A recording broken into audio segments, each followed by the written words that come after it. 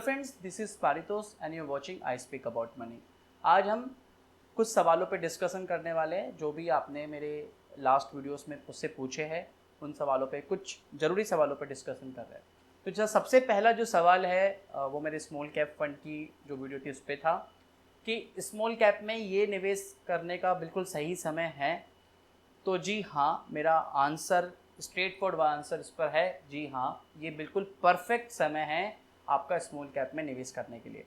इस पर मैंने एक अलग से वीडियो बनाई हुई है, जिन लोगों ने वीडियो नहीं देखी वो देख सकते हैं, नीचे डिस्क्रिप्शन में लिंक दे दूँगा।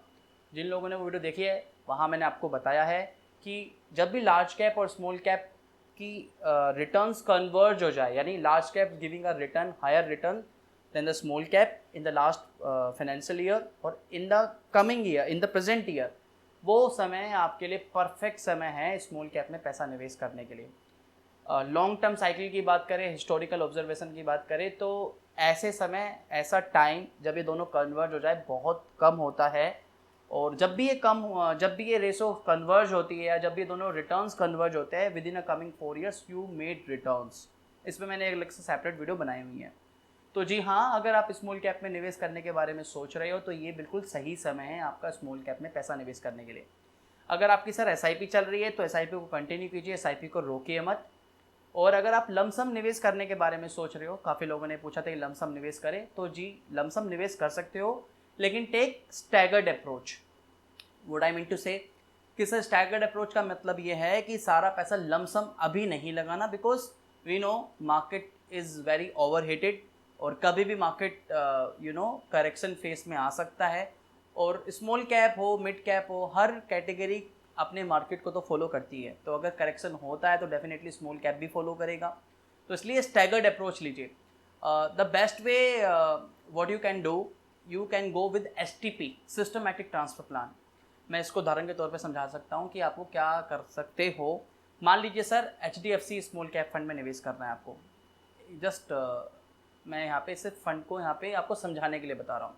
मान लीजिए आपको HDFC स्मॉल कैप फंड में निवेश करना है, तो मैं क्या करूँगा, मैं मान लीजिए मुझे 1 लाख रुपए निवेश करना है, तो वो 1 लाख रुपए मैं HDFC लिक्विड फंड में पार्क करूँगा, क्योंकि it is considered as a very safe category in mutual fund, liquid fund. तो मैं I will park my 1 lakh rupees इन HDFC लिक्विड फंड और वहाँ से मैं STP रजिस्टर्ड करूँगा HDFC स्मॉल कैप के लिए।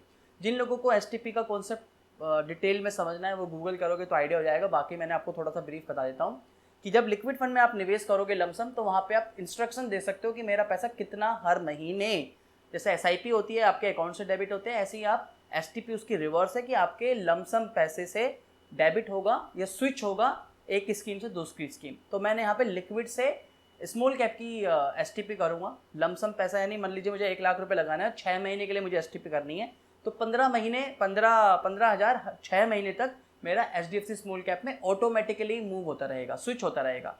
तो मुझे कुछ मैनुअली नहीं करना पड़ेगा।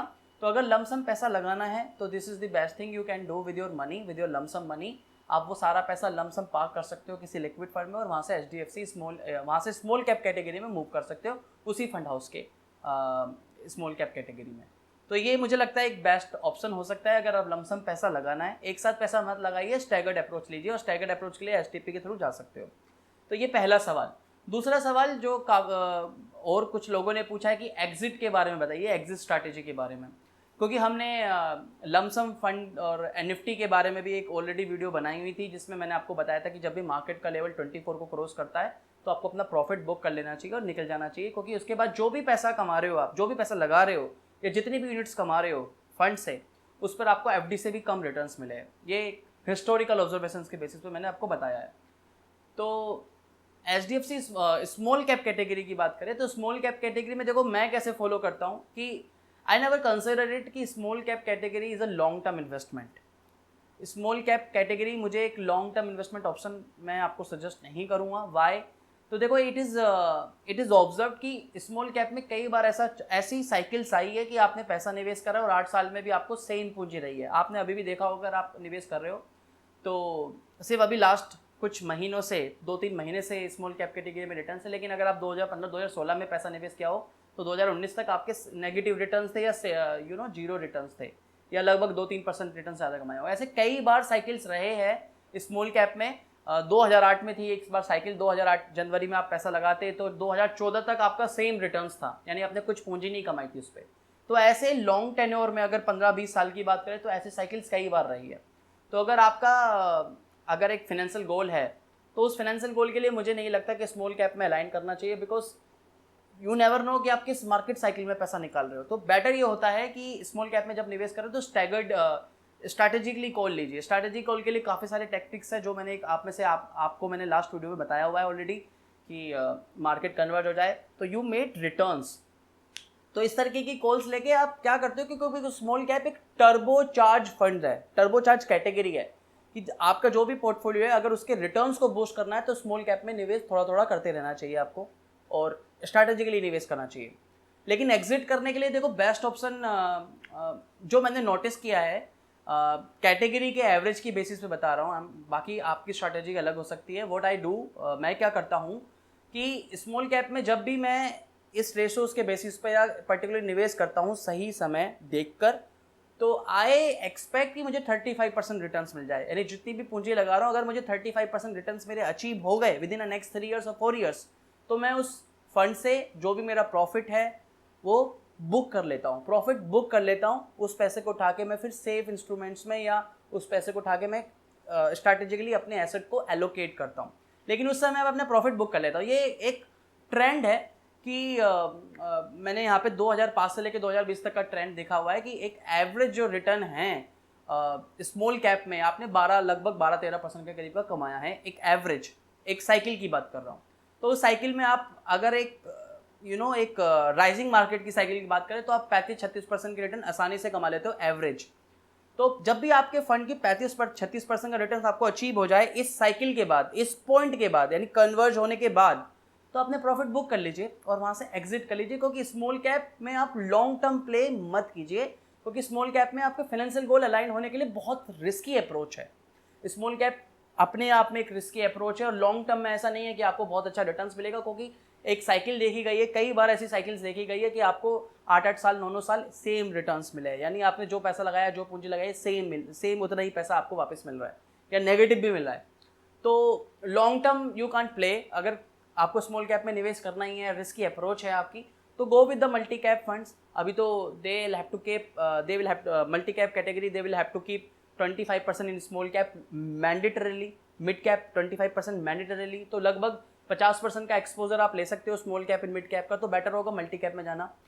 लेकिन फिर भी अगर आप बहुत रिस्की अप्रोच या यो आपके रिस्क एपेटाइट बहुत ज़्यादा है तो ठीक है, you can go with small cap for at least 7 years. But 7 साल से ऊपर होल्ड करना मुझे I don't feel it is a good option. तो मेरा जो सवाल है, जो आप लोगों का सवाल था कि एग्जिट कब करें, तो यहाँ पे पी लेवल के बेसिस पे डिसाइड मत कीजिए, क्योंकि उसके लिए मार्केट का निफ्टी और इंडेक्स फंड और लार्ज कैप और मल्टी कैप को आप कर सकते हो टैकल। स्मॉल कैप और के लिए बेटर होगा कि आप जब भी आपको 35% का रिटर्न अचीव हो जाए अपने पोर्टफोलियो पे, वहाँ से अपने प्रॉफिट को बुक कीजिए एंड देन आगे की अप्रोच लीजिए मार्केट को देख के या स्टडी करके।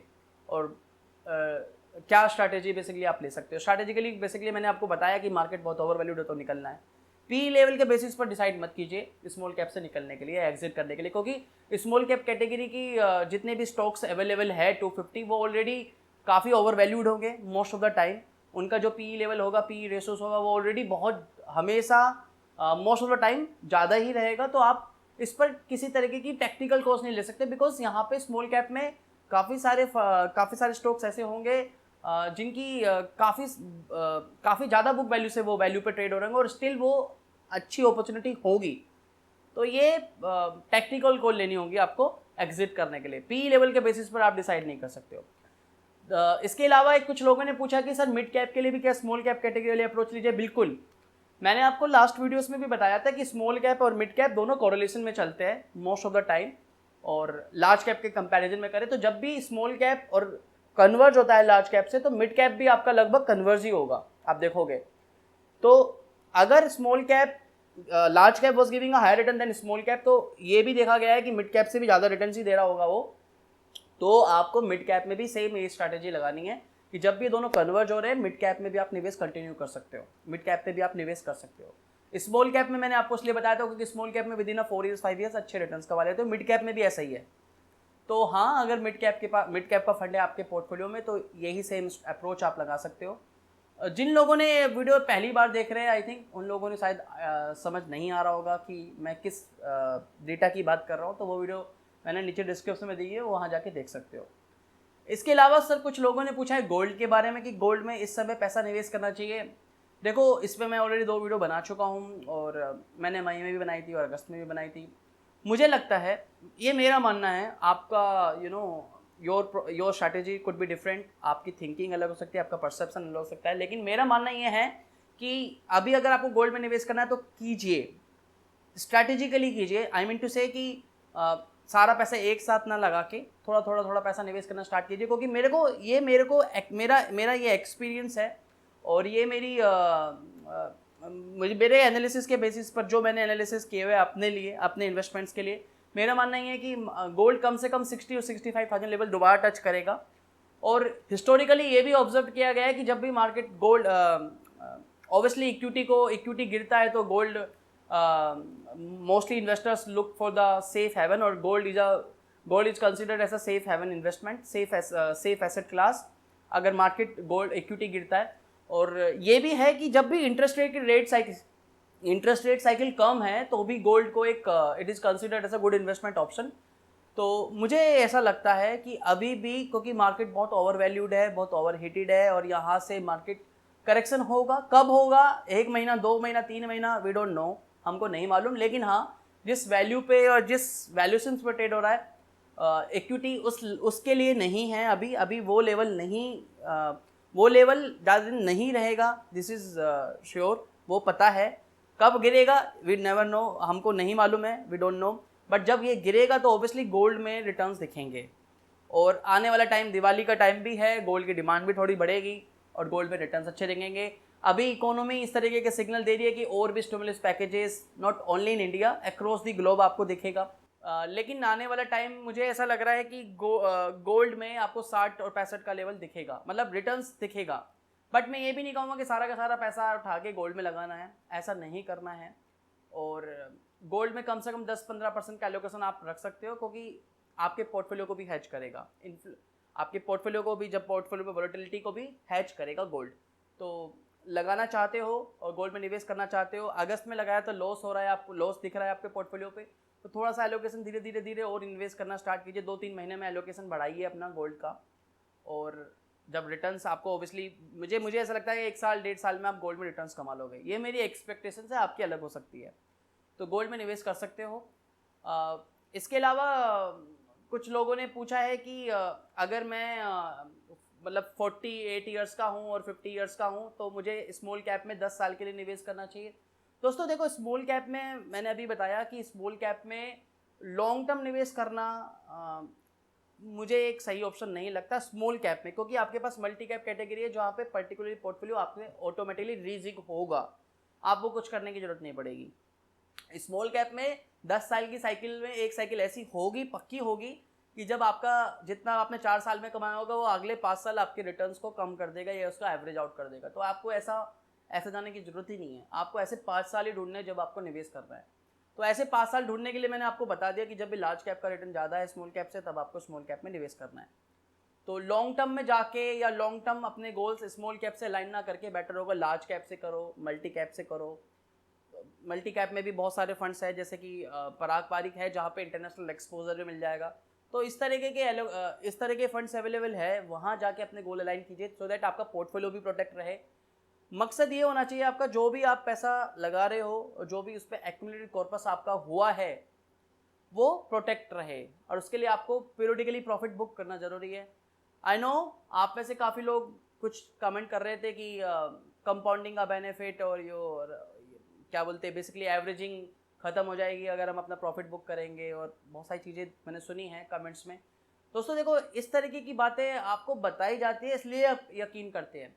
देखो एएमसी, कोई भी बंदा या कोई भी नहीं चाहेगा कि उनकी जेब से पैसा निकले, कोई भी नहीं चाहेगा कि उनकी जेब से पैसा निकले, इसलिए वो इस तरीके की कहानी आप काफ़ी टाइम से, कई सालों से सुनते आ रहे हो कि एसआईपी में एवरेजिंग होती है, लॉन्ग टर्म एसआईपी कीजिए, कंपाउंडिंग का बेनिफिट मिलता है। देखो एक सबसे बड़ा मिथ मैं बता दूं, एसआईपी का एवरेजिंग का बेनिफिट अगर आप एक इनिशियल फेज में हो एसआईपी के, तो आपको होगा। अदरवाइज अगर आपके पास एक लमसम पूंजी ऑलरेडी रेडी हो चुकी है, आप एक लमसम निवेश कर चुके हो, 10 साल से आपके एसआईपी चल रही है, 5 लाख 10 लाख रुपए आपके फंड का कॉर्पस है, तो अगर आप अपने प्रॉफिट बुक नहीं कर रहे हो, अपने एसआईपी को कंटिन्यू किए जा रहे हो, तो आप बहुत बड़ी गलती कर रहे हो। क्योंकि आपका मेन मोटिव ये होना चाहिए कि आपके प्रॉफिट को बुक करना है, आपका जो आपने कमाया पहले उसे प्रोटेक्ट कर लीजिए। अगर आप एसआईपी एवरेजिंग कर रहे हो तो ये देखा गया है कि एवरेजिंग करने का भी जो फायदा होगा ना, उसका इंपैक्ट कुछ नहीं होने वाला, आपके रिटर्न्स को भी सेव नहीं कर पाएगा। तो आपने रिटर्न्स को सेव करके चलिए।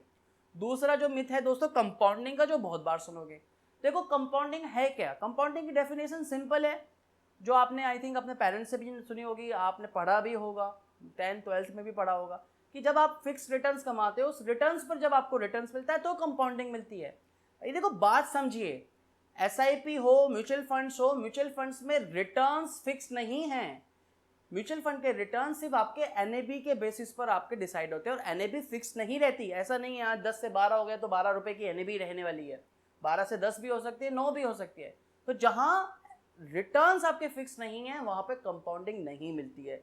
कंपाउंडिंग वाला कॉन्सेप्ट हम कभी किसी दूसरी वीडियो में एक्सप्लेन करेंगे, लेकिन ये ध्यान रखिए, म्यूचुअल फंड, इक्विटी, किसी में भी कंपाउंडिंग नहीं होती। इस तरीके की बताया जाता है आपको कि कंपाउंडिंग का बेनिफिट ये, इसलिए आप सुनते हो, इसलिए आप मानते हो, लेकिन कंपाउंडिंग नहीं होती। कंपाउंडिंग होती है फिक्स्ड डिपॉजिट में, जहां पे आपके रिटर्न्स फिक्स्ड है, और जो रिटर्न्स फिक्स्ड हो गए उसके बाद जो रिटर्न्स मिल रहे हैं, इसलिए कंपाउंडिंग होती है। कंपाउंडिंग का इंपैक्ट होता है, हम इसलिए बोलते हैं कि चलो आपने 10 साल निवेश करा है, एक एवरेज मान लिया जाता है कि 12% रिटर्न आपको, मतलब आपने इतना पैसा लगाया, इतना पैसा लगाया, तो एक एवरेज रिटर्न इतना मिल गया, तो आपके यूनिट्स पे कंपाउंडिंग हो गई। लेकिन एक्चुअल में कंपाउंडिंग नहीं होती।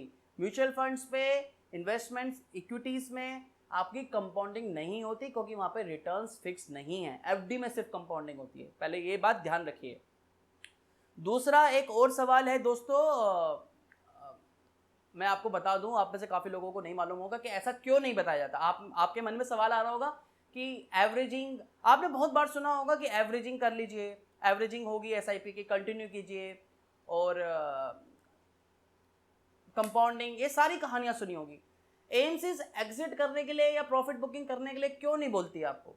जैसे मैंने बताया कि किसी को अपनी जेब से पैसा निकलता अच्छा नहीं लगता। एक बात मैं और आपको बता दूं उन लोगों को जिनको नहीं मालूम है, दोस्तों एक बात ध्यान रखिए कि आपने सुना होगा कि हर साल, आपने ये सुना होगा कि एएमसी अपने फंड को मैनेज करने के लिए फी चार्ज करती है आपसे, आपके पैसे से, आपके इन्वेस्टमेंट से। आपको मालूम है ये पैसा जो भी जितनी भी परसेंटेज होती है, 1%, 1.5%, ये 1-1.5% जो साल की फीस होती है, ये कैसे डिडक्ट होती है? ये डेली आपके फंड के एनएबी से डिडक्ट होती है। ऐसा मत कंसीडर कीजिए कि 1.5% साल का है तो इसका मतलब साल में एक बार ही डिडक्ट होगा आपके पूरे इन्वेस्टमेंट से, ऐसा नहीं होता। डेली जो भी आपको एनएबी डिस्क्लोज होती है, after deducting of these expenses disclose होती है। तो आप जस्ट खुद सोचिए, जब ये डेली एक्सपेंसेस लगने वाले हैं, जो डेली डिडक्ट हो रहे हैं, एएमसी से ये चाहेंगे कि ये पैसा कम हो जाए। जितना कम होगा ऑब्वियसली उनका प्रॉफिट भी कम होगा, उतनी फीस कम लगे, कम चार्ज करेंगे। तो इसलिए एएमसी किसी भी तरीके से ना आपको कम्युनिकेट करेगी, ना प्रमोट करेगी कि एग्जिट कर लीजिए। चाहे मार्केट ओवर वैल्यूड हो या मार्केट अंडर वैल्यूड हो। अंडर वैल्यूड हो डेफिनेटली कैंपेन्स रन करेंगे, ओवर वैल्यूड हो तो कभी कोई कैंपेन रन नहीं करेगी कि पैसा निकाल लीजिए, एग्जिट कर लीजिए, इस समय एफडी में रख लीजिए, सेव कर लीजिए, सेविंग अकाउंट में रख लीजिए। तो ये डिसीजन आपको लेना है। तो आज के लिए इतना ही इनफ है। ये कुछ आप लोगों से कुछ ज़रूरी बातें करनी थी, इसलिए ये वीडियो बना रहा हूँ। बाकी हम बहुत जल्दी आने वाले हैं, और I was working with some content with one of the company. I was the content writer, मेरा 12 ईयर्स का एक्सपीरियंस था। नाउ अब हम इस मोड पे आ चुके हैं कि I left my job, now I am the full time YouTuber, और मेरे खुद का कुछ 2 सेटअप है, उनको कंटिन्यू कर रहा हूँ। तो अब हम डेली आने की कोशिश करूँगा कि मैं आपसे डेली बातें करूँ। अभी तो कुछ टाइम से मैं कुछ अपने काम में लगा हुआ था, इस वजह से ध्यान नहीं दे पा रहा था, लेकिन आई विल ट्राई कि मैं अब डेली आके आप लोगों से कुछ बातें करूँ, आपके कुछ सवालों को डिस्कशन करूँ, कुछ ना कुछ प्रोडक्टिव बातें की जाए इस वीडियो के थ्रू। तो फिर आज के लिए इतना ही था, और नेक्स्ट वीडियो में मिलेंगे बहुत जल्दी। तब तक के लिए धन्यवाद, वंदे मातरम। और जी हाँ, अगर ये वीडियो पसंद आई है तो लाइक कर दीजिए। इस वीडियो पे लाइक का टारगेट आप खुद डिसाइड कीजिए। नेक्स्ट वीडियो मिलेंगे, तब तक के लिए धन्यवाद, वंदे मातरम, जय हिंद।